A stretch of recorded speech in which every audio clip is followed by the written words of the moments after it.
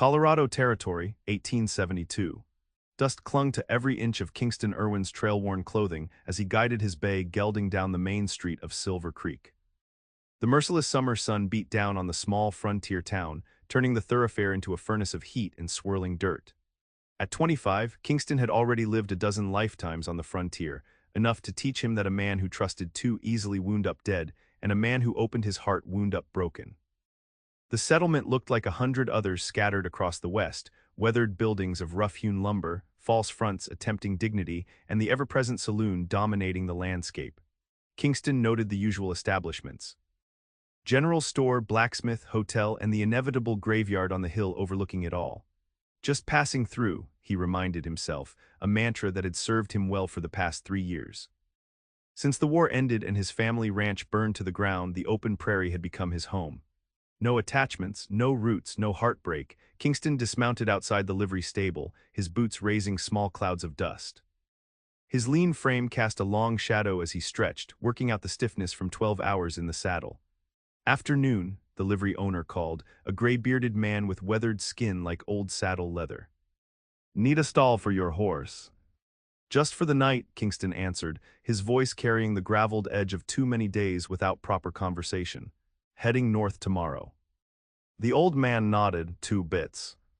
"Includes feed and water." Kingston reached into his pocket and produced the coins. His funds were dwindling, the reason he'd stopped in Silver Creek. He needed work, just enough to fill his saddlebags with provisions before moving on.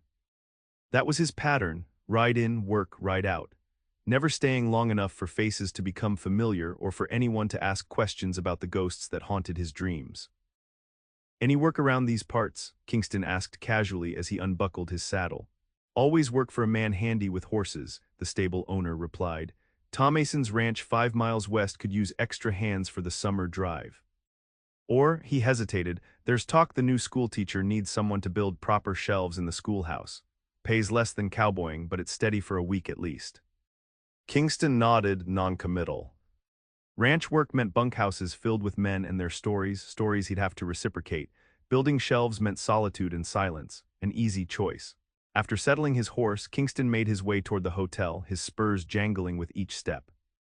The Winchester rifle slung across his back and the Colt revolver at his hip drew few glances. In a frontier town, an unarmed man was either a fool or a preacher. The hotel's interior offered blessed shade, though little relief from the heat. A ceiling fan turned lazily overhead, stirring the stale air without cooling it. Kingston approached the desk, where a portly man with spectacles perched on his nose was examining a ledger.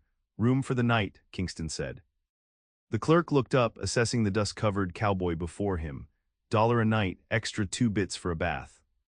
Kingston slid the money across the counter, including the extra for the bath. 3 weeks of trail dust had a way of embedding itself into a man's skin. "Dining room's through there," the clerk said, gesturing toward a doorway. "Miss Templeton serves supper at 6 sharp." Kingston nodded his thanks, took the key, and climbed the narrow stairs to his room. It was spare but clean, a bed, washstand, and chair the only furnishings. He placed his hat on the bedpost, set his rifle in the corner, and stretched out on the bed, allowing his eyes to close for just a moment. When he woke, the room was bathed in the golden light of sunset. The town's bustle had increased, voices and piano music drifting up from the street below. His stomach growled, reminding him that jerky and hardtack had been his only sustenance for days. After washing trail dust from his face and hands, Kingston made his way downstairs. The dining room was half full, mostly men with a few women scattered among them. He chose a table in the corner, back to the wall, another habit born of necessity in a land where trouble could find a man without warning. "Coffee." Kingston looked up to find the source of the voice and felt something shift inside him, a small, unwelcome tremor in the foundations of his solitude. Standing beside his table was a young woman, perhaps 20 years old, with wheat-blonde hair swept up in a practical style. Her blue calico dress was simple but well kept, and her eyes were the deep green of mountain lakes after a spring thaw. "Yes, ma'am," he managed. She poured the steaming liquid with practiced efficiency. "We have beef stew tonight." "Biscuits on the side." Kingston nodded, finding his voice oddly unreliable. "That'll do." She offered a brief smile, professional, not personal, and moved to the next table. Kingston watched her go, noticing the way she carried herself with quiet dignity, how she smiled genuinely at the old couple by the window, the careful way she balanced the heavy coffee pot. When she returned with his meal, he caught her name from another patron calling her over. "Miss Victoria, could I trouble you for more coffee?" "Of course, Mr. Jenkins," she replied, her voice carrying a hint of some Eastern accent that Kingston couldn't quite place. Victoria, the name suited her, regal yet unpretentious. Kingston ate methodically, savoring the first proper meal he'd had in weeks. The stew was hearty, chunks of beef and vegetables swimming in rich gravy. The biscuits were fresh, still warm from the oven. As he ate, he found his eyes continually drawn to the waitress as she moved efficiently among the tables. "Not your concern," he reminded himself, "just passing through." When she came to collect his empty plate, Kingston cleared his throat. "I heard the schoolteacher needs some carpentry work done." Victoria's eyes widened slightly. "You heard correctly. Are you offering your services, Mr. Irwin?" Kingston Irwin. The name felt strange on his tongue. He'd grown accustomed to giving only his first name in towns like this. "I'm Victoria Templeton," she replied with a slight nod, "and yes, I am in desperate need of proper bookshelves. The school supplies are currently stacked in crates, which is hardly suitable." Kingston's brow furrowed. "You're the schoolteacher." A slight smile touched her lips. "I am indeed, though I help Mrs.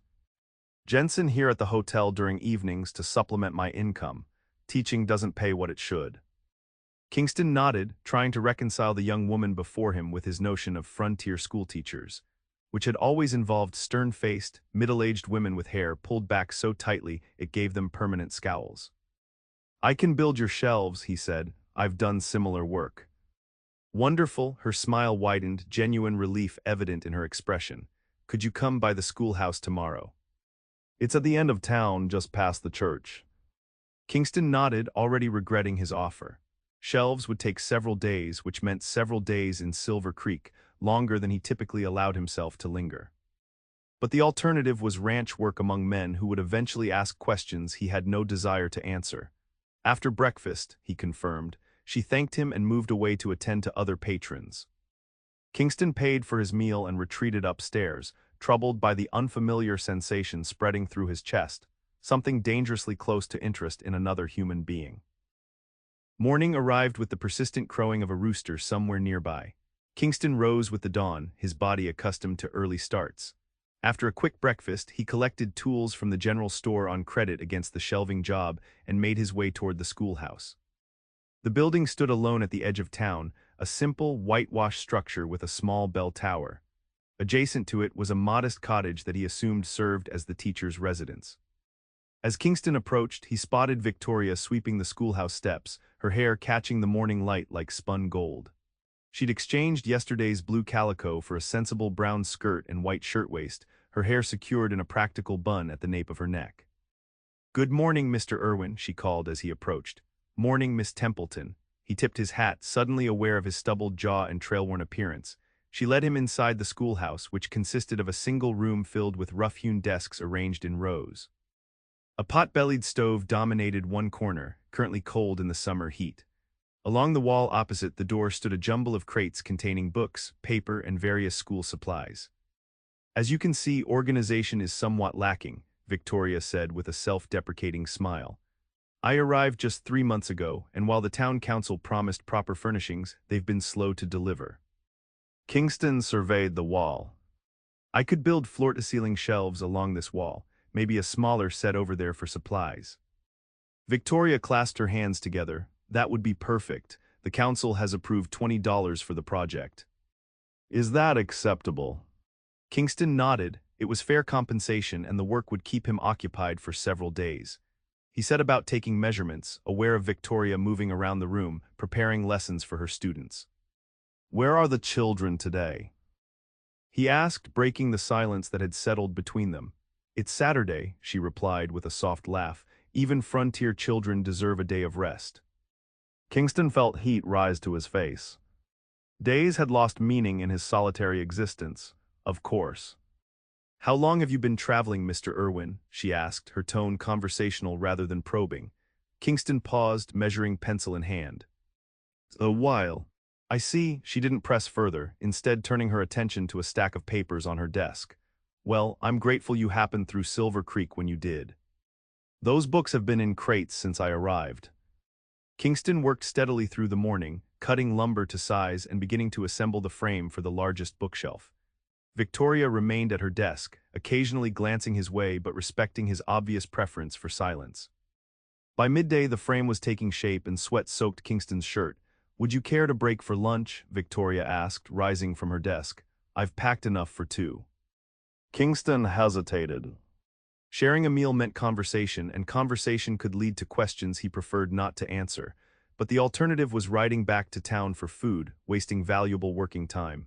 "Much obliged," he said finally. Victoria spread a cloth on one of the student desks and unpacked a modest meal of bread, cheese, and apples. They ate in awkward silence until she spoke. "You're not from Colorado originally, are you, Mr. Irwin?" Kingston chewed slowly, buying time. "Texas." "Ah, that explains the accent." She took a small bite of apple. "I'm from Boston myself." Kingston nodded, unsurprised. Her speech carried the refined edges of an Eastern education, though time in the West had softened it somewhat. "What brings a Boston lady to a place like Silver Creek?" he asked, surprising himself with the question. Victoria's expression clouded momentarily. "A desire for independence, I suppose." "Teaching positions are limited in Boston and most go to men," she hesitated, "and perhaps I needed a fresh start, same as many who come west." Kingston recognized the careful evasion for what it was, a story with painful edges she preferred not to expose. It sparked an unexpected kinship between them. "The West is good for fresh starts," he offered. "Yet you don't seem to be starting," she observed, "just passing through." Their eyes met across the small desk, and Kingston felt uncomfortably seen. "Starting means stopping," he said finally. "I prefer to keep moving." Victoria studied him, her green eyes thoughtful, running to something or away from something. Kingston set down his half-eaten bread. "I should get back to work if I'm going to finish those shelves in a reasonable time." Victoria didn't push, merely nodded and began clearing away their lunch. "Of course, I've kept you from your work long enough." The afternoon passed in focused labor. Kingston worked methodically, the rhythm of hammer and saw driving away unwelcome thoughts.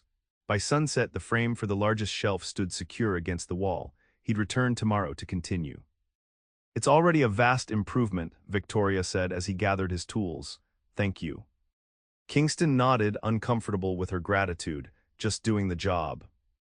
As he prepared to leave, a group of riders thundered down the main street, their whoops and hollers shattering the evening quiet.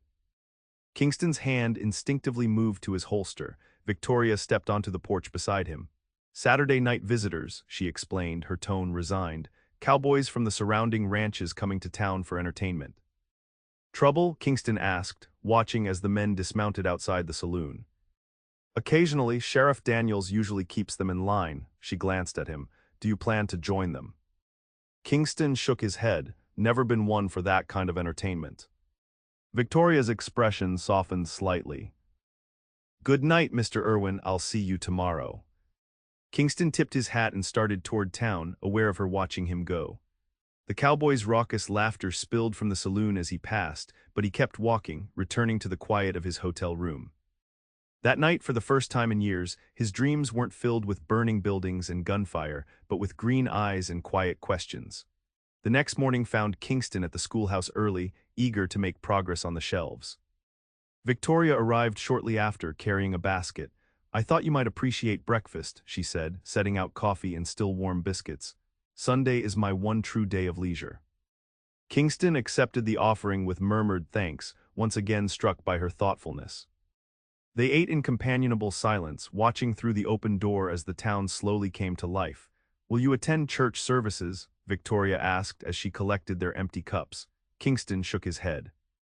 "Been a long time since I darkened a church door." "I understand," she said, though something in her voice suggested she didn't entirely. "I find comfort in the ritual, even here where the church is little more than four walls and a devoted congregation." Kingston returned to his work, and Victoria settled at her desk with a book. The quiet morning stretched on, interrupted only by the church bell calling the faithful to worship and the steady rhythm of Kingston's hammer. By mid-afternoon, the first set of shelves stood complete. Victoria immediately began organizing books, her face alight with satisfaction. "The children will be so pleased," she said, running her fingers along the smooth wooden shelves. Many of them have never seen proper books before coming to school. Kingston watched her arrange the volumes with care. You seem to care a great deal about your students. I do, she admitted. Education is their best hope for a future beyond this frontier existence. Not that there's anything wrong with the frontier, she added quickly, but they deserve choices. Choices are good, Kingston agreed, thinking of the paths not taken in his own life. As he began work on the second, smaller set of shelves, Victoria continued organizing her classroom. The easy silence between them felt unfamiliar to Kingston, not tense or expectant but comfortable. It had been years since he'd spent so many hours in another person's company without feeling the need to escape. As twilight approached, Kingston secured the frame for the second set of shelves against the wall. I'll finish these tomorrow, he said, cleaning his tools. Victoria nodded, then hesitated. Would you care to join me for supper at my cottage? It's the least I can offer for your hard work today. Kingston's instinct was to refuse, to return to the isolation of his hotel room. But something in her expression, a hint of loneliness perhaps, stayed his refusal. I'd be obliged, he said instead. The teacher's cottage was modest but welcoming. Victoria had transformed the standard frontier dwelling with small touches, curtains at the windows, a braided rug on the floor, and bookshelves lining one wall. The aroma of stew bubbling on the stove filled the small space. Please sit, she invited, gesturing to a small table already set for two. Kingston removed his hat, suddenly acutely aware of the state of his clothing and the stubble on his jaw. I'm not exactly fit for company, he apologized. Victoria smiled. This is the frontier, Mr. Irwin, we make allowances. The meal was simple but delicious. Venison stew, cornbread, and wild berries picked from the surrounding hills. They ate in silence at first until Victoria gently broke it. How long have you been traveling alone, Mr. Irwin? She asked. Kingston considered deflecting the question but found himself answering honestly. 3 years, give or take. That's a long time to be without roots, she observed. Kingston focused on his stew. Roots can be torn up, better not to plant them at all. Victoria studied him over her spoon. Yet trees without roots cannot stand against the wind. Trees can't move, Kingston countered. Men can. Running forever seems its own kind of prison. Kingston set down his spoon, meeting her gaze directly. You seem awfully interested in my business, Miss Templeton. Her cheeks colored slightly, but she held his gaze. Forgive me, teaching 20 children has perhaps made me too forward with my questions. Kingston immediately regretted his harsh tone. No, I apologize, you've been kind and I've been less so. Victoria smiled softly. We all have our reasons for coming west, Mr. Irwin. Some of us are running from something, others toward something. Most of us, I suspect, are doing both. The perceptiveness of her observation unsettled him. Kingston changed the subject. How many students do you teach? Victoria allowed the diversion. 23, ranging from 6 to 16 years of age. Most have had little formal education before now. As she spoke of her students, their struggles and triumphs, Kingston found himself drawn into her world. The passion with which she described teaching a young boy to read his first sentence, or helping a teenage girl understand basic mathematics, revealed a woman of remarkable dedication. You truly love teaching, he observed as she cleared their plates. I do, she admitted, though I never imagined I'd be doing it in a frontier town with such limited resources. What did you imagine? Kingston asked, genuinely curious. Victoria brought a pot of coffee to the table. A proper school in Boston, perhaps eventually a position at a ladies' seminary. She poured 2 cups. But life has a way of altering our carefully laid plans. That it does, Kingston agreed, accepting the coffee. As darkness fell, they continued talking. Victoria shared stories of her students and the challenges of frontier teaching. Kingston found himself relaxing, even offering occasional anecdotes from his own travels, carefully selected tales that revealed little about his past. When Kingston finally rose to leave, he was surprised to find how late the hour had grown. I've imposed on your hospitality far too long. Victoria walked him to the door. Not at all, it was nice to have company. Sunday evenings can be rather solitary. Standing in her doorway, Kingston was struck by how young she looked in the soft lamplight. Good night, Miss Templeton. Victoria, she corrected gently. After sharing a meal, I think we might dispense with formalities. Kingston nodded. Kingston then. Good night, Kingston, she said, his name sounding different in her voice, less a burden, more a simple fact. He walked back to town under a canopy of stars, troubled by how easily she had slipped past his defenses. One meal, a few hours of conversation, and already he felt the dangerous pull of connection, the very thing he'd sworn to avoid. Just finish the job and move on, he reminded himself. That was the plan, that was always the plan. The next morning, Kingston arrived at the schoolhouse to find it filled with children, a chaotic symphony of voices, laughter, and movement. He hesitated in the doorway, unprepared for the audience. Victoria spotted him and crossed the room. "I'm sorry, I should have warned you. School is in session Monday through Friday." Kingston shifted uncomfortably. "I can come back later." "Nonsense," she insisted. "The children will hardly notice you. They're used to town life continuing around them." Reluctantly, Kingston entered and made his way to the partially completed shelves. Victoria returned to the front of the room, calling the children to order with a gentle but firm voice. As Kingston worked, he found himself occasionally glancing toward the classroom. Victoria moved among the students with natural ease, dividing her attention between age groups, assigning older children to help younger ones while she worked with middle students on their arithmetic. Around midday, Victoria dismissed the children for their lunch hour. They scattered like quail, racing outside to enjoy their brief freedom. She approached Kingston, who was making steady progress on the second set of shelves. "Thank you for tolerating the commotion," she said. "You've been remarkably patient." Kingston shrugged. "They're good kids, well-behaved." Victoria smiled proudly. "They're eager to learn, which makes my job easier." She hesitated. "Would you consider speaking to them sometime? Many have never traveled beyond the territory. Your experiences would fascinate them." Kingston's stomach tightened. "I'm not much for public speaking." "Of course," she said quickly. "It was just a thought." Before Kingston could respond, a man's voice called from the doorway. "Miss Templeton, there you are." Kingston turned to see a well-dressed man in his 30s standing at the entrance. His suit marked him as someone of importance in the small community, and the way he removed his hat in Victoria's presence suggested more than casual acquaintance. "Mr. Thornton," Victoria acknowledged, her tone professional but warm. "What brings you to the schoolhouse?" "The council meeting is tonight," he reminded her, stepping inside. "I was hoping you might join me for dinner beforehand to discuss your proposals for the school's expansion." Kingston noticed how the man's gaze lingered on Victoria's face, the proprietary way he stood slightly too close. His attention shifted to Kingston, eyes narrowing slightly. "I don't believe we've met," he said, extending his hand. "Edward Thornton, town councilman and owner of the Silver Creek Bank." Kingston wiped his hands on his trousers before accepting the handshake. "Kingston Irwin, just passing through."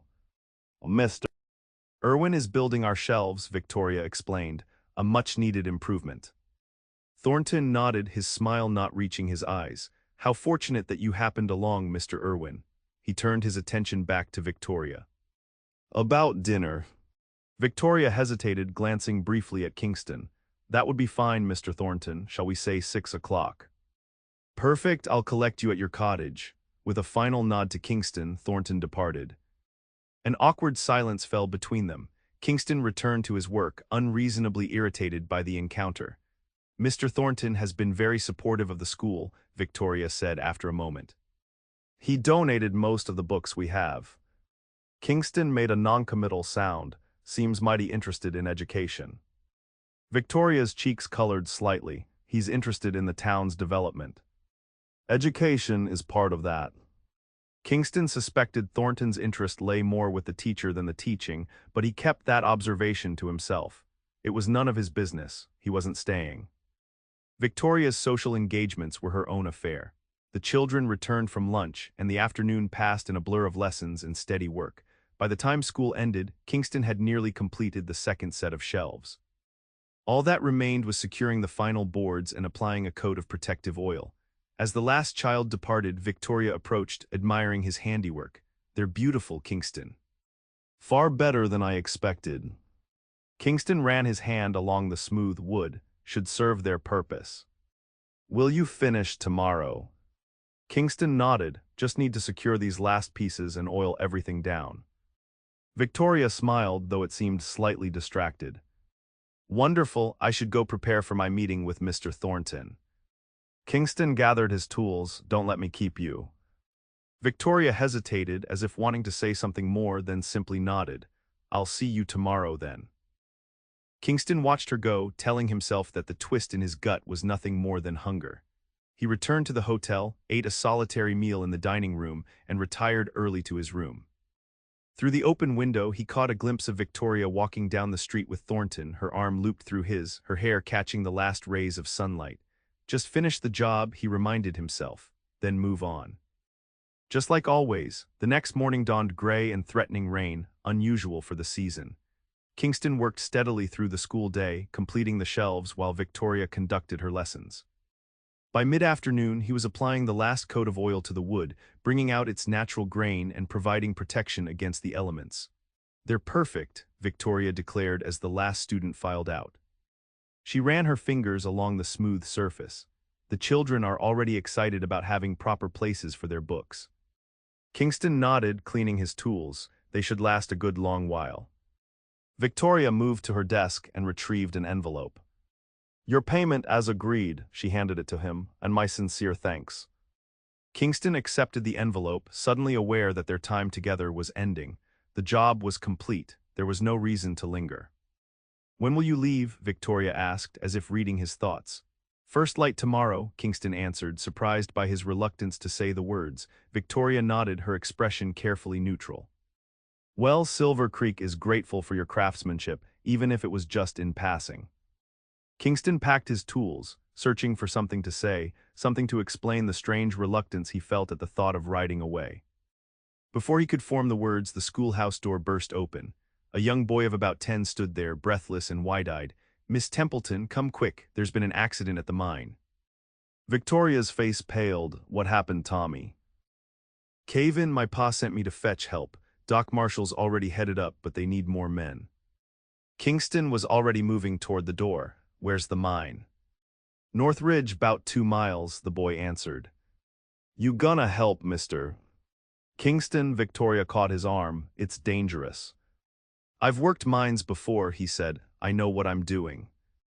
Her hand tightened on his sleeve, her eyes filled with concern.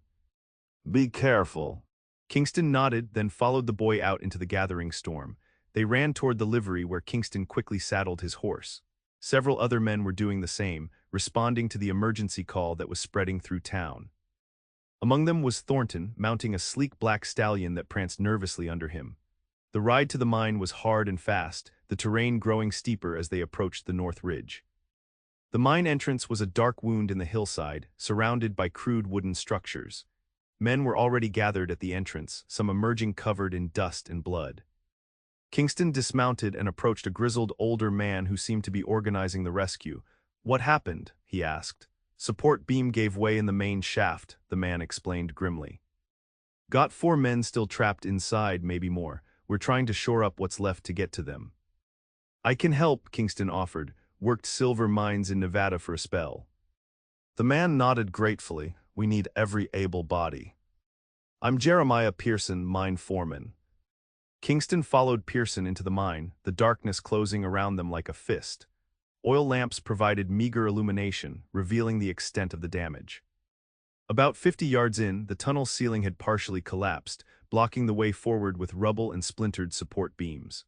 Men were already working to clear a path, passing rocks and debris hand to hand in a human chain. Kingston joined them, his muscles straining as he lifted heavy stones. The air grew thicker with dust, making it difficult to breathe. From beyond the rubble came faint calls for help. The trapped miners were alive for now. We need to get a support beam in place before we clear more, Pearson directed. Otherwise, the whole thing could come down on top of all of us. Kingston and 2 other men dragged a heavy timber into position while others continued clearing debris. Sweat soaked through his shirt despite the cool underground air. The work was dangerous and exhausting, but Kingston pressed on, driven by the muffled cries from beyond the collapse. Hours passed in a blur of dust, sweat, and strain. Finally, they cleared enough rubble to create an opening large enough for a man to squeeze through. Kingston, being leaner than most of the miners, volunteered to go first. Be careful, son, Pearson warned. Whole thing's unstable.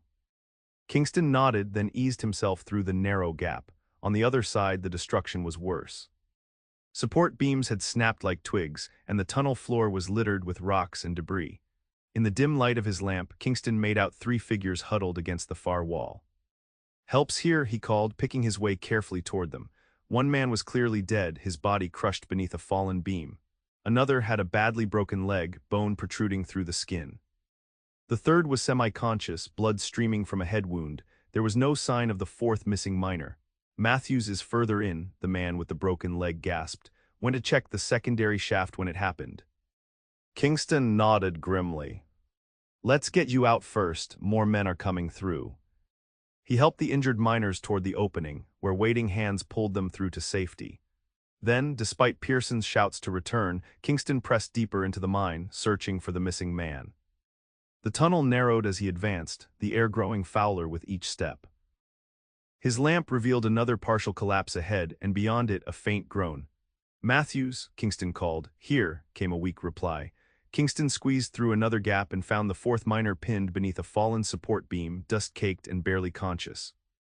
"Hang on," Kingston urged, assessing the situation. The beam was too heavy to lift alone, but shifting it might bring down what remained of the ceiling. "Leave me," Matthews whispered. "Whole place is coming down." As if to confirm his words, a deep rumble shook the tunnel. Small stones pattered down from above. Time was running out. Kingston made a swift decision. Bracing his back against the wall, he planted his feet against the beam and pushed with all his strength. The timber shifted slightly, enough for Matthews to drag himself partially free. Another rumble, louder this time. The mine was becoming more unstable by the second. "We need to move," Kingston urged, helping Matthews to his feet. The miner's leg was clearly broken, but adrenaline and the will to live kept him upright. They staggered back toward the first collapse, Kingston half carrying the injured man. Behind them, the ominous creaking of straining wood grew louder. They had nearly reached the gap where the rescue team waited when the tunnel gave a violent shudder. "Run," Kingston shouted, shoving Matthews toward the opening. The injured miner stumbled forward as the ceiling began to give way. Kingston lunged after him, feeling the rush of air as tons of rock and timber collapsed behind him. Something struck his shoulder with crushing force, driving him to his knees. Hands reached through the gap, dragging both men to safety as the tunnel behind them disappeared in a roar of falling earth. Pain blazed through Kingston's shoulder and back, but he was alive, they both were. Outside the mine, rain had begun to fall in earnest, turning the ground to mud. The rescued miners were being tended by the doctor and volunteers. Kingston sat on an upturned crate, allowing a woman to clean the gash on his shoulder. "You're lucky," she told him. "Few inches to the left and that rock would have crushed your spine." Kingston barely heard her, his mind still in the crushing darkness of the collapsing tunnel. He'd faced death before, but never so immediately, never with such certainty that his next breath might be his last. As twilight deepened into night, the final count became clear: 2 dead, 6 injured, including Kingston. The rain continued to fall, washing the hillside clean of blood and cold dust. The town had rallied, bringing food and blankets for the rescuers and survivors. Kingston was preparing to mount his horse for the ride back to town when he spotted a familiar figure approaching through the rain. Victoria, wrapped in an oilskin coat, her skirts mudded from the climb. "Kingston," she called, relief evident in her voice when she saw him. "Thank God you're all right. I heard what happened, how you went back for Mr. Matthews." Kingston shifted uncomfortably, his injured shoulder protesting the movement. "Just did what needed doing." Victoria stepped closer, her eyes taking in his blood-stained shirt and bandaged shoulder. "You're hurt." "It's nothing," he dismissed. "Just a scratch." Victoria's expression suggested she didn't believe him, but before she could argue, Thornton appeared at her side, his fine suit mudded and torn from his own participation in the rescue. "Miss Templeton, you shouldn't be up here," he scolded gently. "It's no place for a lady, especially in this weather." Victoria ignored him, her attention still on Kingston. "You need proper medical attention. Dr. Marshall is overwhelmed with the more seriously injured, but I can tend to that shoulder." Kingston wanted to refuse, to insist he was fine, but the throbbing pain and the concern in her eyes weakened his resolve. "All right." Thornton frowned. "I can escort you back to town, Miss Templeton, Mr. Irwin is surely capable of seeing to his own injuries." Victoria's chin lifted slightly. "Mr. Irwin risked his life to save others today, Mr. Thornton. The least we can do is ensure he receives proper care." She turned back to Kingston.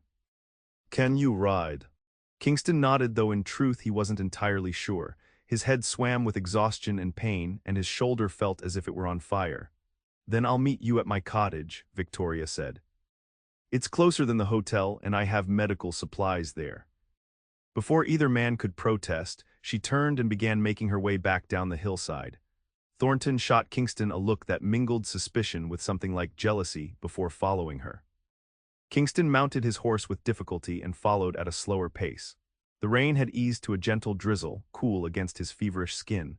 By the time he reached Victoria's cottage, his vision was blurring around the edges, and staying in the saddle had become an exercise in pure determination. Victoria was waiting on the porch, a lamp burning in the window behind her.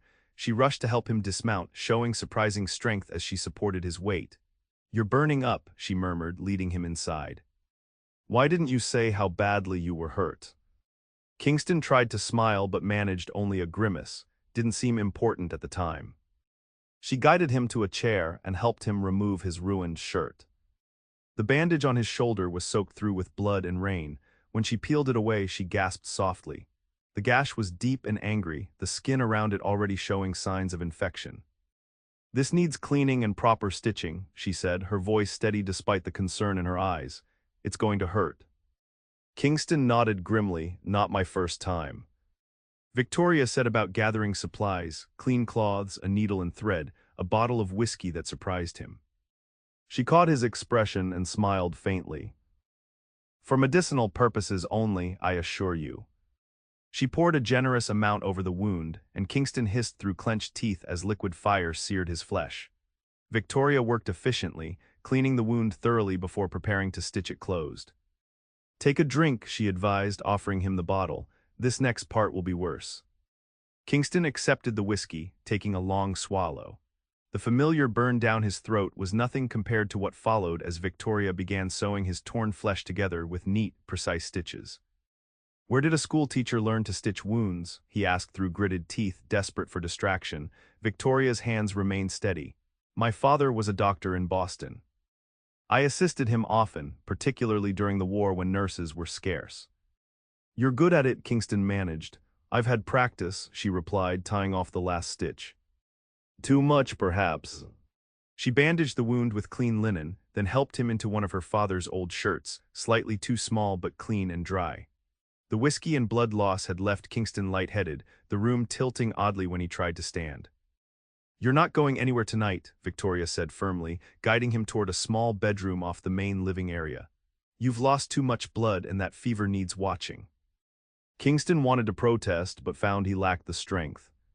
He allowed himself to be led to the narrow bed, sinking gratefully onto the clean sheets. "What will people say?" he murmured, already half asleep.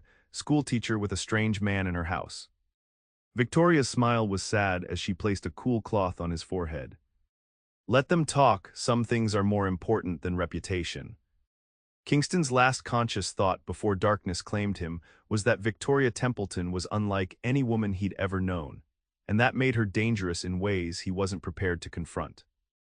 Fever dreams plagued him through the night, burning buildings, gunshots, screaming horses. In lucid moments, he was aware of Victoria's presence, her cool hands changing the cloth on his forehead, helping him drink water or broth. By dawn, the fever had broken, leaving him weak but clear-headed. Kingston woke to find sunlight streaming through a small window, illuminating unfamiliar surroundings. For a moment, panic seized him, then memory returned. The mine. The collapse, Victoria's cottage. He sat up gingerly, testing his injured shoulder.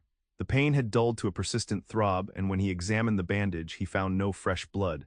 Victoria had done good work. The bedroom door opened and Victoria appeared, carrying a tray with coffee and what smelled like porridge. She looked tired, dark circles beneath her eyes suggesting a night with little sleep. "You're awake," she said, smiling with evident relief. "How do you feel?" "Better," Kingston answered truthfully, "thanks to you." Victoria set the tray beside the bed. "You gave me quite a scare. That fever was dangerously high for a while." Kingston accepted the coffee she offered, savoring its rich warmth. "You stayed up all night." "Someone had to make sure you didn't die in my spare bedroom," she replied lightly, though the fatigue in her eyes belied her tone. It would have been terribly inconvenient to explain. A knock at the front door interrupted them. Victoria excused herself, returning moments later with a worried expression. "It's Mr. Thornton," she whispered. "You should stay here, I'll get rid of him." Kingston nodded, listening as Victoria greeted the banker at her door. "Good morning, Mr. Thornton," she said, her voice carrying clearly to the bedroom. "This is rather early for a social call." "Forgive the intrusion, Miss Templeton," Thornton replied. "I was concerned about you after yesterday's events." "And the pause, I noticed, Mr. Irwin's horse is still tethered outside your cottage." Kingston tensed, imagining the assumptions Thornton was making. Victoria's reputation in the small community would suffer if word spread that she'd spent the night alone with a strange man. "Mr. Irwin was seriously injured during the rescue," Victoria explained calmly. "As I am trained in basic medicine, I offered to tend his wounds. His fever was too high for him to be moved safely to the hotel." "I see," Thornton's tone suggested he saw all too clearly. "Nevertheless, it's hardly appropriate for an unmarried woman to provide medical care to an injured man," Victoria interrupted, her voice taking on an edge Kingston hadn't heard before. "I disagree, Mr. Thornton. There was nothing improper about my actions." "The town may view matters differently," Thornton warned. "Your position as schoolteacher requires a certain standard of behavior." "Are you threatening my employment, Mr. Thornton?" Victoria's voice remained steady. A moment of silence followed. "Of course not," Thornton finally replied. "I merely express concern for your reputation, which I value highly." "I appreciate your concern," Victoria said, her tone softening slightly. "But I assure you it's unnecessary. Now, if you'll excuse me, I have a patient to attend to." The door closed firmly, and moments later Victoria returned to the bedroom, her cheeks flushed with anger or embarrassment, perhaps both. "I apologize for that," she said. Kingston shook his head. "I should be the one apologizing. I've compromised your standing in the community." Victoria waved away his concern. "Mr. Thornton doesn't speak for the entire town. Besides, you saved a man's life yesterday. That counts for something, even in Silver Creek." Kingston studied her, struck again by her quiet strength. "You were planning to leave today," she continued, sitting on the edge of the bed. "But that shoulder needs time to heal properly, at least a few days." Kingston knew she was right. Riding with his shoulder in its current condition would be agony and risked reopening the wound. Still, he felt uneasy about extending his stay, especially now. "I don't want to cause you trouble," he said. Victoria smiled faintly. "Trouble found me long before you arrived in Silver Creek, Kingston Irwin. A few more days won't make much difference." Before Kingston could inquire about that cryptic statement, she rose. "Rest today. Tomorrow, if you're feeling stronger, you can return to the hotel. That should quiet any wagging tongues." Kingston spent the day drifting in and out of sleep, his body demanding rest to heal. Victoria left to teach her classes, returning at midday to check on him and again in the evening with a simple supper. By the following morning, Kingston felt strong enough to make the walk back to town. "Don't overexert yourself," Victoria cautioned as she helped him into his coat. "And come by tomorrow so I can check those stitches." Kingston promised he would, then made his way slowly back to the hotel. The town was buzzing with news of the mine disaster. As he passed the saloon, several men called out to him, offering thanks for his part in the rescue. Word had spread about his actions, particularly his return for Matthews when others had deemed it too dangerous. At the hotel, the clerk greeted him with newfound respect. "Room's still yours, Mr. Irwin. Figured you'd be back once you were patched up." Kingston thanked him and climbed the stairs to his room, each step an effort against his weakened state. Once alone, he stretched out on the bed, his thoughts turning inevitably to Victoria. She had saved him, not just his life, though her medical skills had certainly prevented a dangerous infection, but something else. Something he'd thought long dead inside him. In her quiet strength and unwavering principles, Kingston glimpsed a way of existing in the world that he had abandoned years ago. For the first time in 3 years, the thought of moving on brought no comfort. Instead, it left a hollow ache in his chest that had nothing to do with his physical injuries. Over the next few days, Kingston's strength gradually returned. True to his word, he visited Victoria's cottage each evening after school hours so she could check his healing wound. These visits quickly became the center of his days. They would share a pot of tea or coffee, sometimes a meal, and talk about everything and nothing, her students' progress, books she had read, places he had traveled. She never pressed him about his past, seeming to understand intuitively that some doors were better left closed. In return, he didn't question her about the trouble she had alluded to, though curiosity gnawed at him. A week after the mine collapse, Kingston's shoulder had healed enough that continuing his journey was no longer physically impossible. Yet still he lingered, finding excuses to remain in Silver Creek. He took odd jobs around town, mending fences at the livery stable, repairing the church steps, helping the blacksmith when his apprentice fell ill.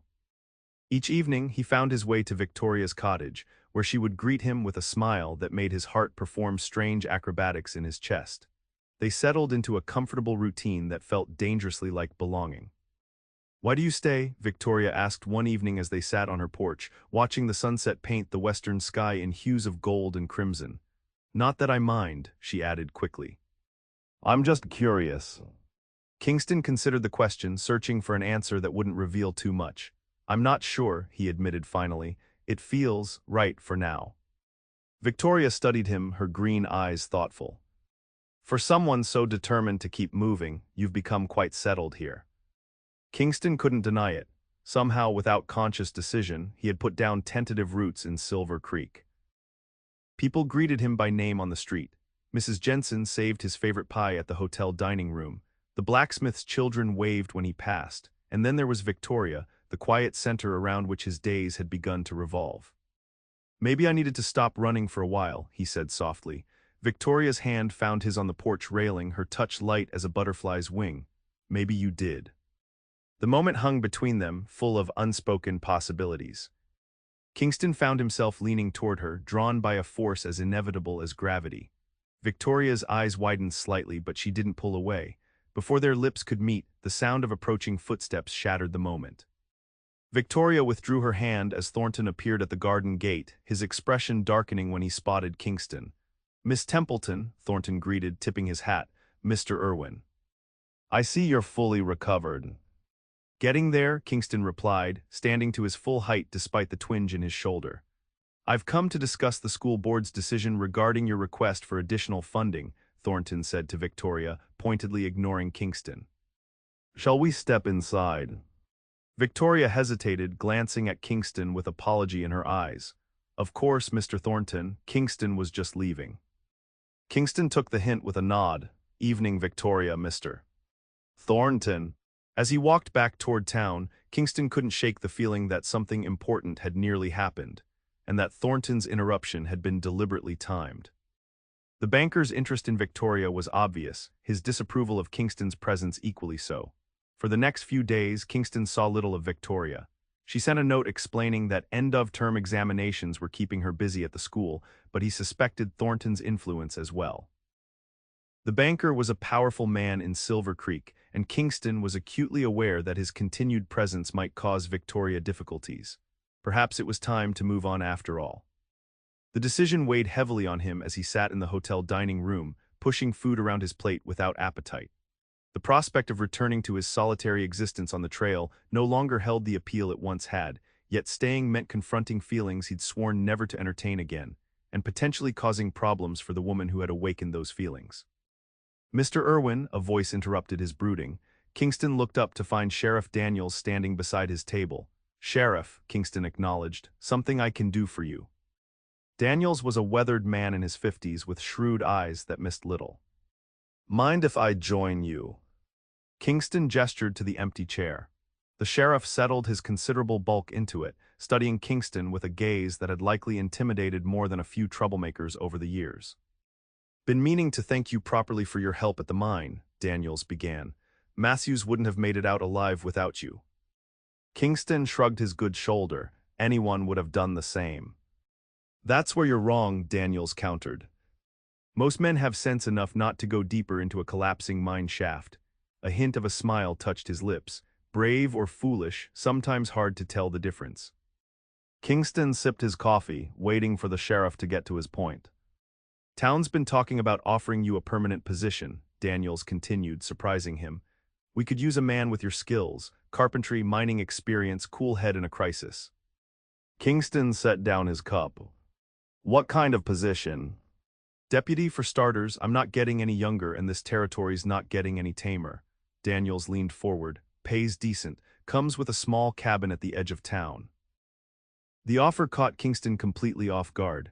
I appreciate the thought, Sheriff, but I don't stay in one place long. So I've gathered, Daniels said dryly, but a man can't run forever, son. Eventually, the road led somewhere. Kingston stared into his coffee, unsettled by how closely the sheriff's words echoed his own recent thoughts. There's something or someone you're running from, Daniels asked directly. Because if it's the law, I should know before offering you a badge. Kingston met the older man's gaze steadily. Not the law, just ghosts. Daniels nodded slowly. We've all got those. Question is whether you let them chase you till you drop or turn and face them. He pushed back his chair. Think about my offer. Town council meets next week. I'd need your answer by then. After the sheriff departed, Kingston sat for a long time, turning the unexpected proposition over in his mind. A deputy's position, a cabin, a place in the community. Things he'd convinced himself he neither wanted nor deserved, and Victoria, the possibility of seeing where their tentative connection might lead. The thought both exhilarated and terrified him. Opening himself to such possibilities meant risking the kind of loss he'd sworn never to endure again, yet the alternative, returning to his solitary existence, suddenly seemed hollow beyond bearing. Kingston was still wrestling with the decision when fate intervened in the form of 3 strangers riding into Silver Creek 2 days later. He was helping repair the livery stable roof when they arrived, 3 hard-looking men with the dust of long travel on their clothes and the watchful eyes of those accustomed to trouble. They dismounted outside the saloon, speaking in low voices as they surveyed the town. Something about their appearance sent a chill of recognition down Kingston's spine. He'd seen men like these before: manhunters, bounty hunters. Men who tracked others for money, regardless of whether justice or merely revenge motivated their pursuit. Kingston descended the ladder carefully, mindful of his healing shoulder. The strangers had disappeared into the saloon, but uneasiness lingered. He finished his work quickly and headed toward the sheriff's office, driven by an instinct honed through years on the move. Sheriff Daniels was at his desk when Kingston entered, sorting through wanted posters with a frown of concentration. Sheriff, Kingston greeted, closing the door behind him. 3 riders just came into town. Might be worth keeping an eye on. Daniels looked up, his expression sharpening. Trouble. Maybe, Kingston answered honestly. Something about them feels wrong. The sheriff nodded, reaching for his gun belt. Appreciate the warning. I'll pay them a visit, size them up. Kingston hesitated, then asked, mind if I tag along, extra pair of eyes? Daniels studied him for a moment, then nodded. Consider it your first unofficial deputy duty. They walked to the saloon together, Daniels' steady presence oddly reassuring. Inside, the 3 strangers had taken a corner table, nursing whiskeys while scanning the room with calculated disinterest. Daniels approached them directly, Kingston a step behind. Afternoon, gentlemen, Sheriff Daniels. Welcome to Silver Creek. The oldest of the 3, a lean man with a face like tanned leather and cold eyes, nodded slightly. Sheriff, just passing through, no trouble. Glad to hear it, Daniels replied. Mind if I ask your business in these parts? The man's eyes flicked briefly to Kingston, then back to the sheriff. Looking for someone, private matter. This someone have a name, Daniels pressed. The man reached slowly into his coat, producing a folded paper which he handed to the sheriff. Daniels opened it, his expression remaining neutral as he studied what Kingston assumed was a wanted poster. Haven't seen him, Daniels said, returning the paper, but I'll keep an eye out. How long you planning to stay?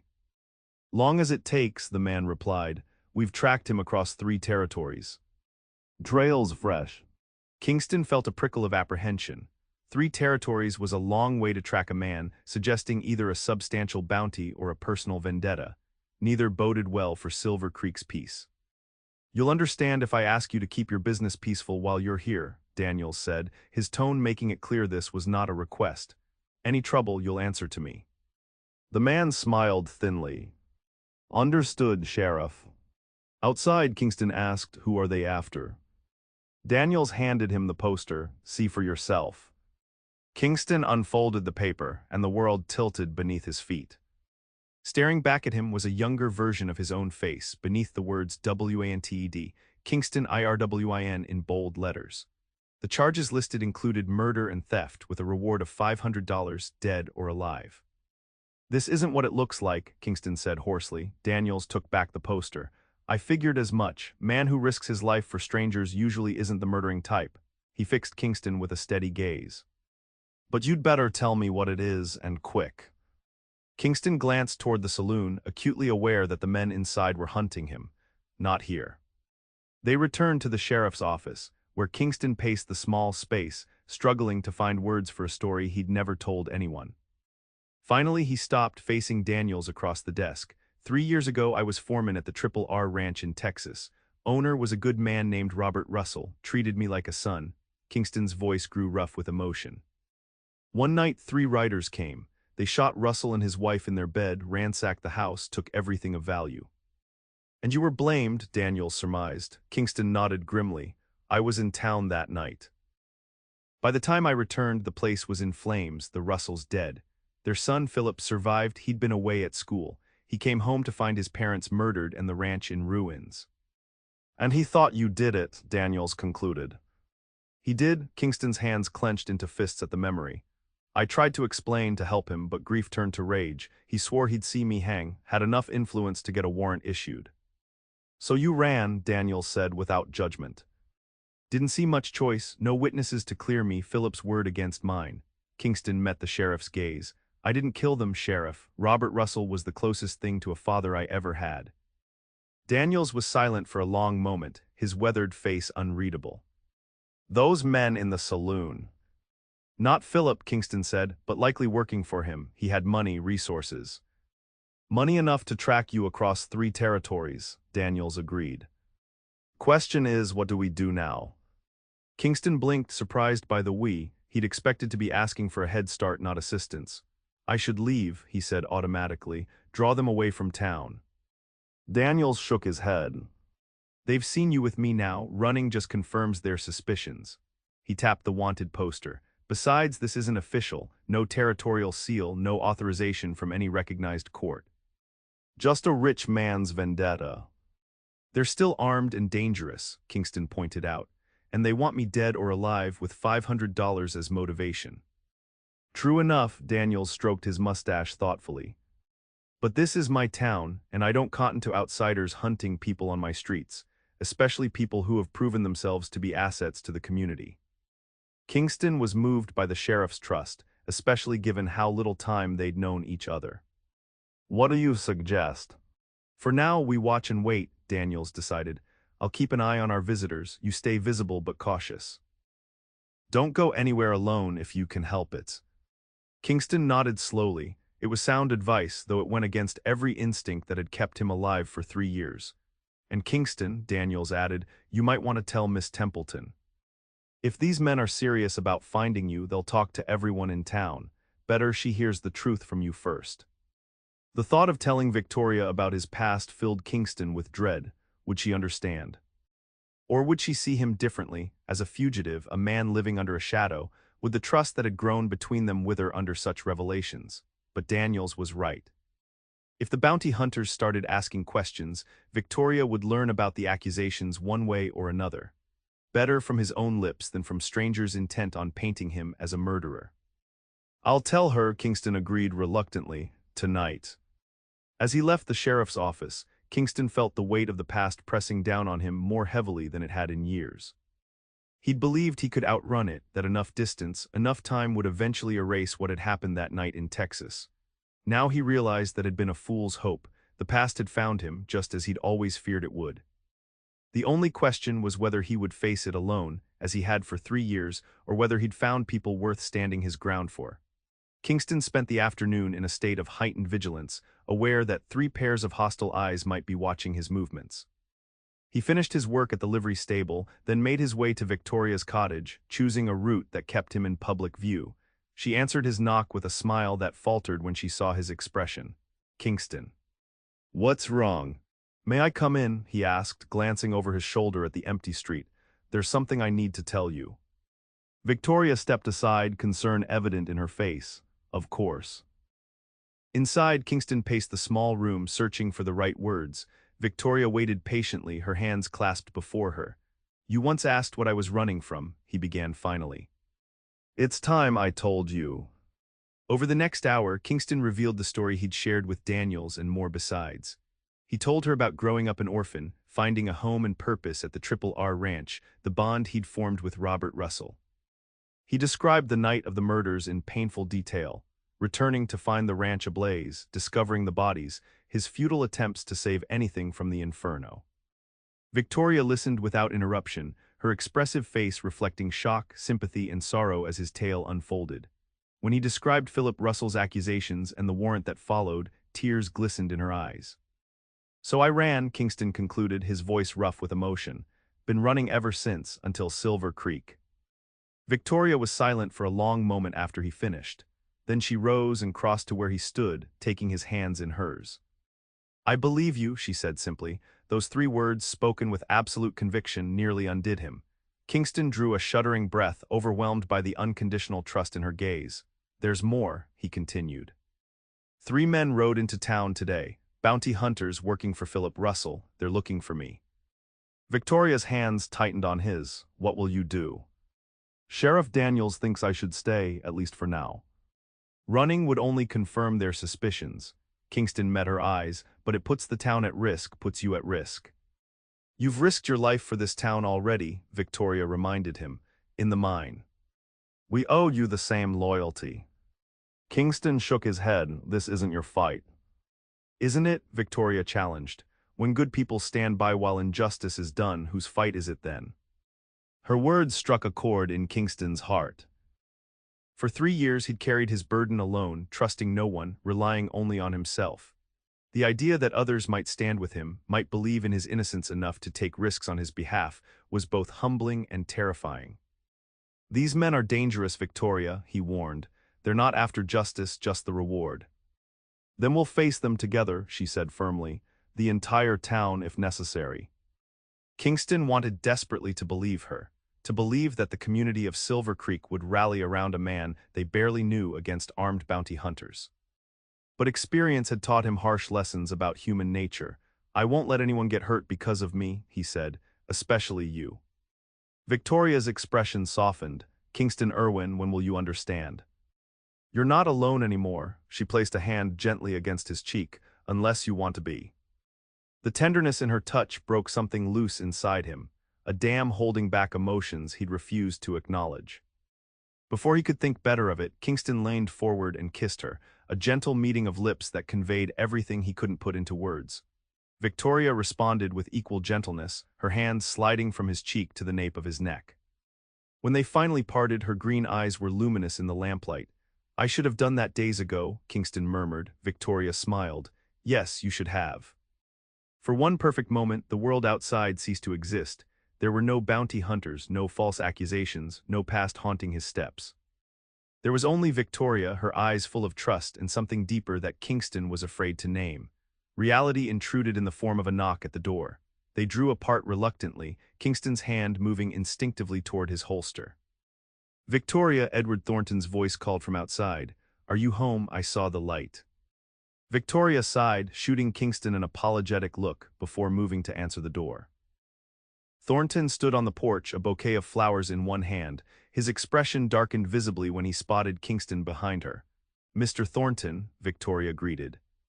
"This is unexpected." "Clearly," Thornton replied, his gaze fixed on Kingston.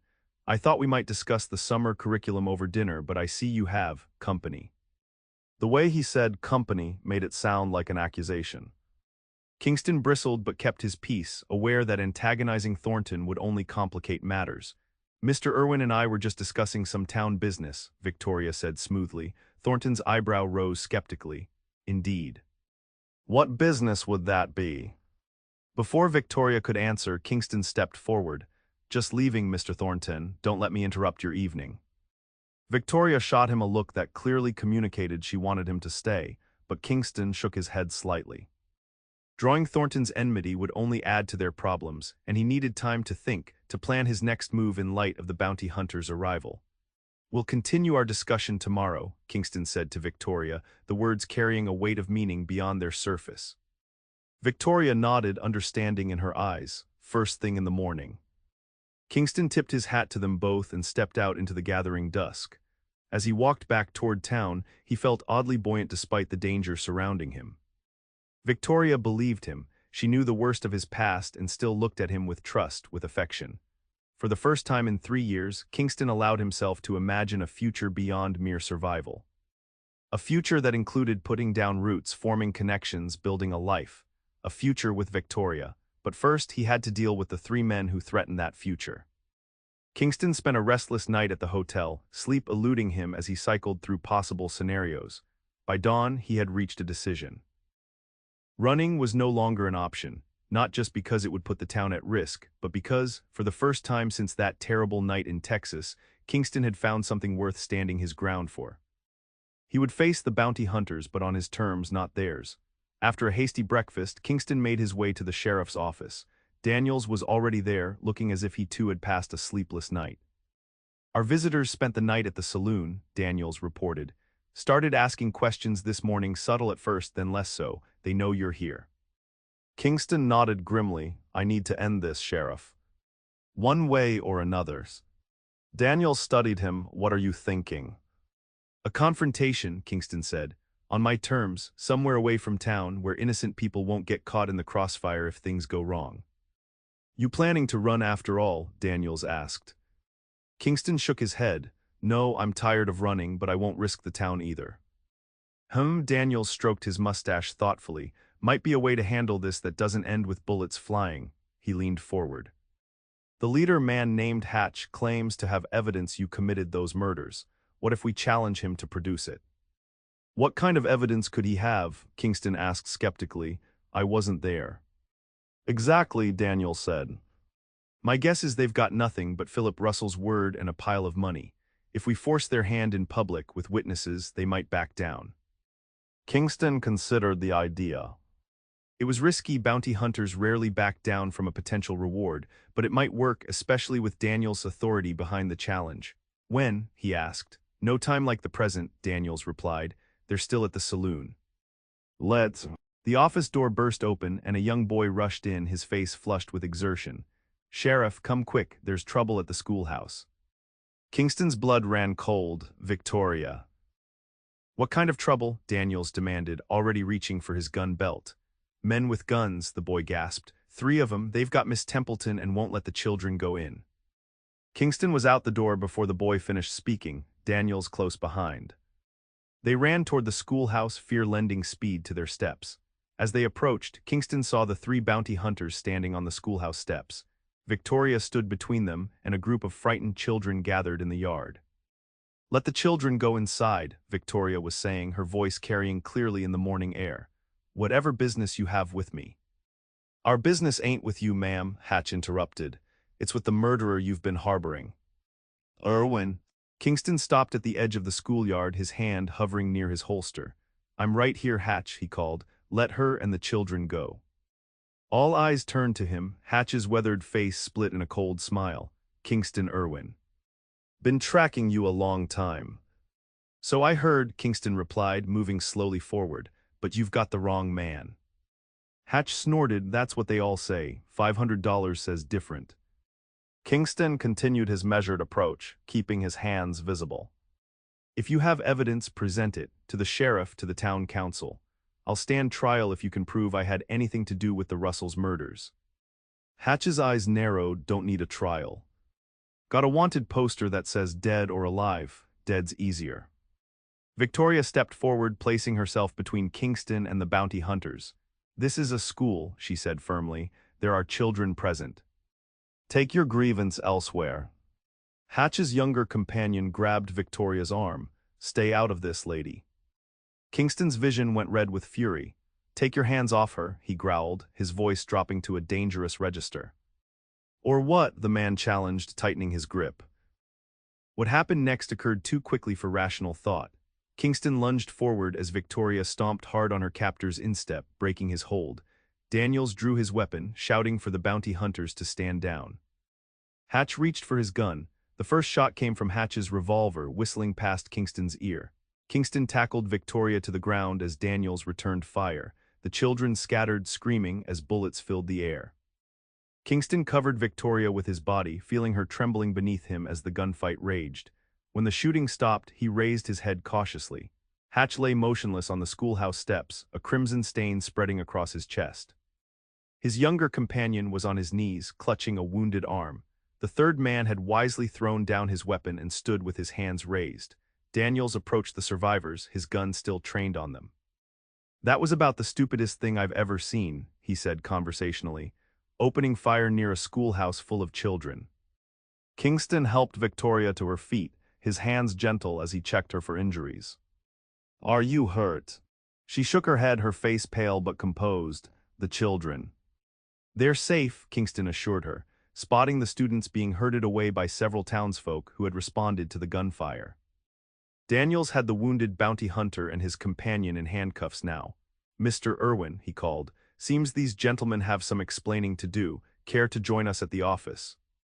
Kingston nodded, keeping an arm protectively around Victoria's shoulders.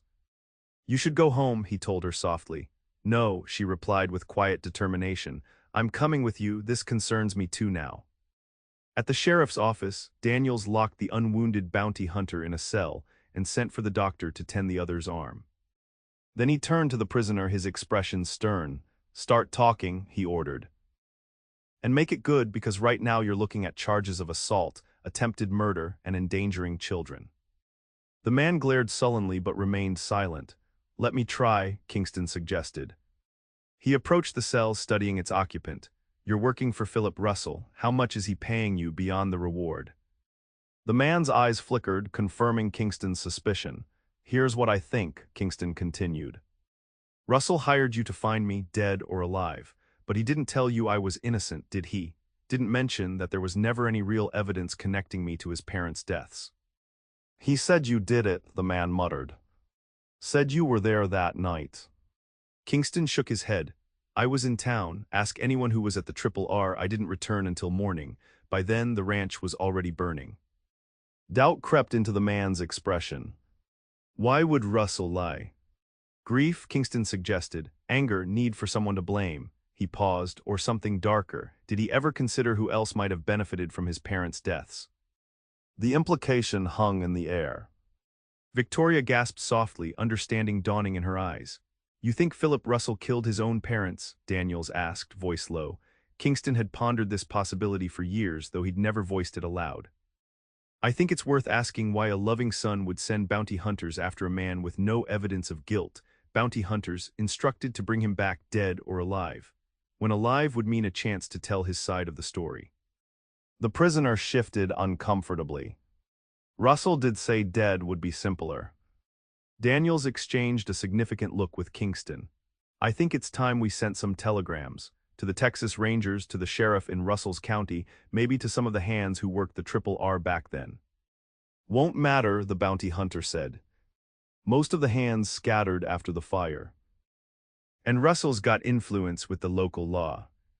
"Maybe," Daniels conceded, "but a man innocent of murder shouldn't fear investigation, and a man guilty of it should fear it very much indeed." Over the next several days, Silver Creek buzzed with the news of the gunfight and its aftermath. Hatch was buried in the cemetery on the hill, his companions locked in the town jail, while Daniels' telegrams crisscrossed the West, seeking information about the 3-year-old murders. Kingston found himself in the unusual position of being something of a town hero. The story of how he'd protected Victoria and the schoolchildren from the bounty hunters spread rapidly, embellished with each telling. His earlier courage in the mine rescue only added to his growing reputation. Victoria resumed teaching, though parents took turns standing guard at the schoolhouse, a precaution Daniels suggested until the situation was fully resolved. Kingston visited her each day after school, their relationship deepening in the aftermath of shared danger. A week after the gunfight, the first substantive replies to Daniels' telegrams arrived. The sheriff called Kingston and Victoria to his office, his expression grave as he read the messages. "Got word from Texas," he said without preamble. The RRR ranch was heavily mortgaged before the murders. Robert Russell was considering selling off portions to cover his debts. Kingston nodded. He'd mentioned financial troubles, though I didn't know the extent of them.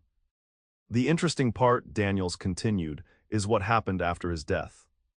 Philip Russell collected a substantial insurance payment, enough to clear the debts and then some.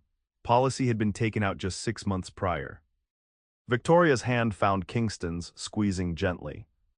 That doesn't prove anything, she pointed out. Many ranchers carry insurance. True, Daniels acknowledged, but this next bit might interest you. He picked up another telegram. Former hand at the Triple R confirms Kingston was in town the night of the murders. Says Philip Russell knew it too. Kingston had gone on Russell's own orders to arrange a cattle sale. Kingston felt a weight lift from his shoulders. After 3 years, someone had finally corroborated his alibi. Who sent that? He asked. Man named Jeffries, Daniels replied. Says he was the ranch foreman before you. Retired now, living in Arizona.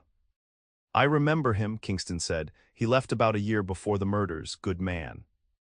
Daniels nodded. He's willing to sign an affidavit clearing your name if it comes to that.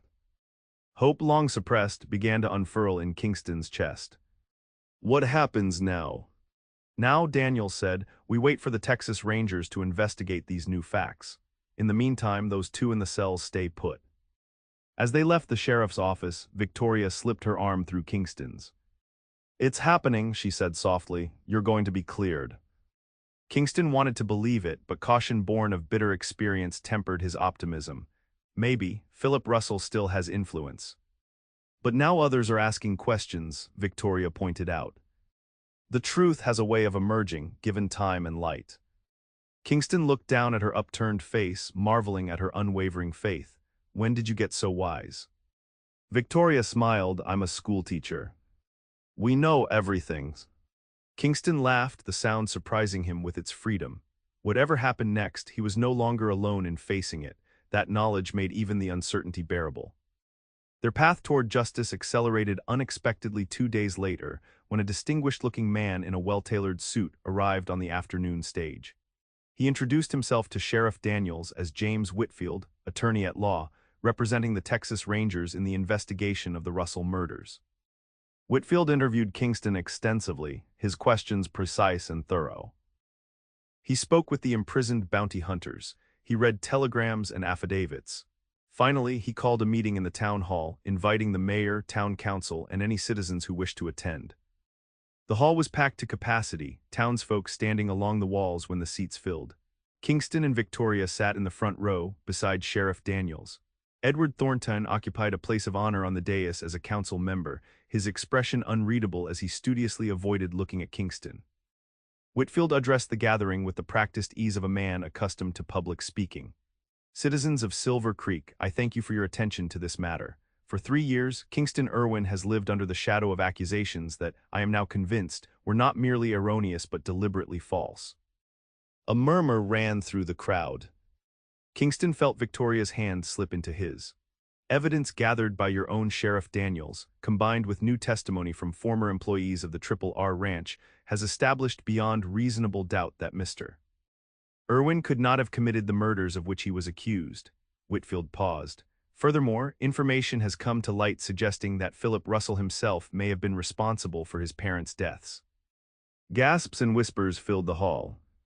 Kingston sat perfectly still, hardly daring to breathe as Whitfield continued. The Texas Rangers have issued a warrant for Philip Russell's arrest and are pursuing him as we speak. The false wanted poster circulated for Mr. Irwin has been officially rescinded. Whitfield turned to where Kingston sat. Mr. Irwin, on behalf of the territorial justice system, I offer our sincere apologies for the ordeal you have endured. Kingston nodded, unable to speak past the lump in his throat. 3 years of running, of looking over his shoulder, of trusting no one, ended with a few formal sentences in a frontier town hall. The bounty hunters in custody will be returned to Texas to face charges of attempted murder and false representation of law enforcement authority, Whitfield concluded. Their claim to act in the name of justice was, in fact, nothing more than hired violence in service of concealing a heinous crime. When the meeting adjourned, townspeople swarmed around Kingston, offering congratulations and apologies in equal measure. Sheriff Daniels clapped him on the shoulder, his weathered face creased in a rare smile. Told you the truth would out, he said gruffly. Now about that deputy position. Kingston laughed, feeling lighter than he had in years. Still offering. More convinced than ever you're the right man for it, Daniels replied. Town needs someone with your kind of backbone. Kingston glanced at Victoria, who was watching him with shining eyes. I'll think about it. As the crowd dispersed, Edward Thornton approached them, his expression guarded. Mr. Irwin, he acknowledged stiffly, it appears I misjudged you. Please accept my apologies. Kingston extended his hand, which Thornton shook after a moment's hesitation. No need for apologies, Mr. Thornton. You were looking out for the town's interests, and Miss Templeton's. Thornton's gaze shifted to Victoria. Yes, well, Miss Templeton has always been quite capable of determining her own interests. A ghost of a smile touched his lips. As she has made abundantly clear on numerous occasions. Victoria had the grace to blush. Mr. Thornton has been a good friend to the school, she said. I hope that will continue. Of course, Thornton assured her. The education of our children remains a priority for the council, regardless of personal considerations. With a slight bow, he turned and departed. Kingston and Victoria left the hall together, walking slowly toward her cottage in the golden light of late afternoon. Neither spoke until they reached her garden gate. So, Victoria said, turning to face him, a deputy's position. Kingston nodded. Daniel seems determined to pin a badge on me. And are you equally determined to accept it? She asked, her voice carefully neutral. Kingston studied her face, so dear to him now that he could scarcely remember a time when he hadn't known each line and curve of it. That depends, he said slowly. On what? Victoria prompted when he didn't continue. Kingston took both her hands in his. On whether I have a reason to stay in Silver Creek. Victoria's eyes widened. Kingston Irwin, are you asking what I think you're asking? I'm asking if you might consider a future that includes a former fugitive turned lawman, Kingston said, his heart pounding. A man who's done his share of running but finds he doesn't want to run anymore. Not from Silver Creek and certainly not from you.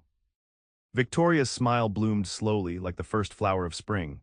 I might consider it, she said. If this lawman is serious about putting down roots, building a life, perhaps even a family. Kingston drew her closer. He's never been more serious about anything in his life. When their lips met, Kingston felt the last of his restlessness dissolve, replaced by a certainty he had never expected to find. Here, in this frontier town with this remarkable woman, he had found more than clearing of his name. He had found home. 1 year later, Kingston stood on the porch of the small house he had built with his own hands at the edge of Silver Creek. The setting sun painted the western sky in hues of gold and crimson, casting long shadows across the garden where Victoria knelt, teaching their adopted son Tommy, the boy who had brought news of the mine disaster, how to plant corn.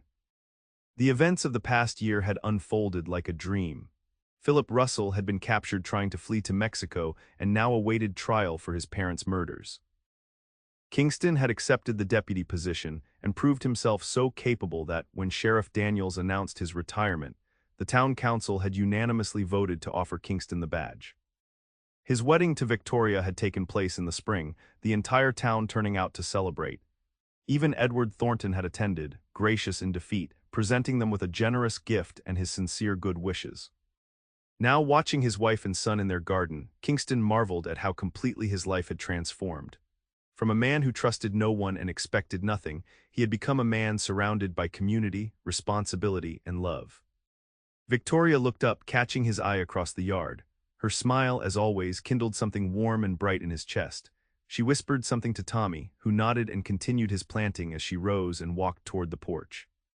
Sheriff Irwin, she greeted him, her green eyes dancing with affection. You're home early.